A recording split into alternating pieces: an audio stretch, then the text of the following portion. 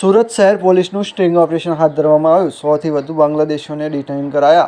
અલગ અલગ પોલીસ સ્ટેશનની હદમાંથી કરાયા હતા ડિટેઇન। ગેરકાયદેસર બોર્ડર ક્રોસ કરી ભારતમાં પ્રવેશ કર્યો હતો।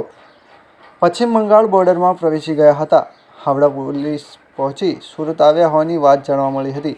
સૂત્રોના જણાવ્યા અનુસાર બાંગ્લાદેશની બોર્ડર ક્રોસ કરી આવ્યા હતા। Bureau report, Sunil Ganjawala, Surat.